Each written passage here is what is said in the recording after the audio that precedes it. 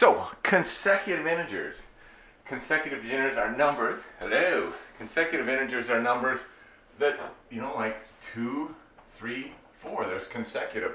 There's no integers in between them, right? 81, 82, 83. They're consecutive. Okay, there's no integers in between them. A couple other things you could see. What would be consecutive even integers? Well, that'd be like 16, 18, 20. They're the consecutive even ones. There's no even ones in between them.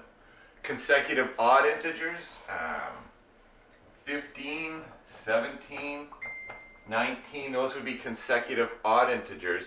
There are integers in between, but not odd integers in between, okay? But we're just dealing with consecutive integers. We'll rub this out. So, what you can agree on is if you don't know what the integer is, we could call it x. But we know the next one's x plus 1. For example, if this integer is 24, if x is 24, then x plus 1 is 25.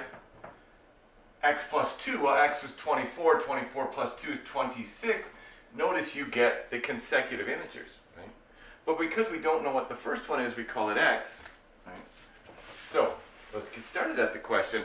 The question says the sum of three consecutive integers. So I'm going to put these in brackets. These are my consecutive integers, right? And the sum of those three has to equal 126.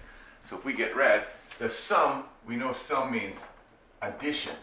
The sum of those equal 126. So now we have to take these and add them, right? Now if we're adding them, the bracket really doesn't mean much because there's no negative sign in front to change anything, no integer, nothing. So really, x plus 1 plus x plus 2 equals 126. The brackets really don't mean anything, so we can remove the bracket. It doesn't change anything. So now without the bracket, we're just collecting like terms.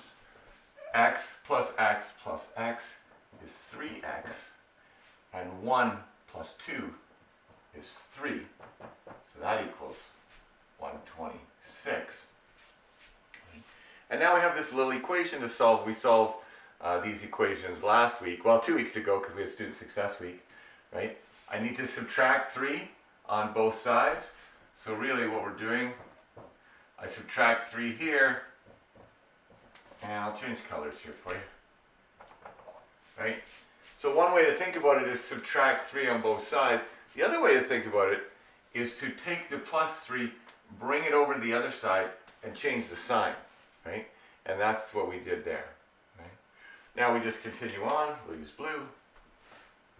3x equals 123, right?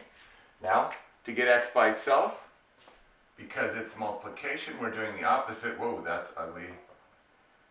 That's 3. We are dividing by 3, right? So 3 divided by 3 is 1x. 123 divided by 3 is 41. Okay, so we know x is 41. So we go up top here and we say, well, hold on, the x is 41. So x plus 1, well, 41 plus 1 is 42. Or x is 41, 41 plus 2 is 43, right? So there we get our integers. We say, therefore, the consecutive integers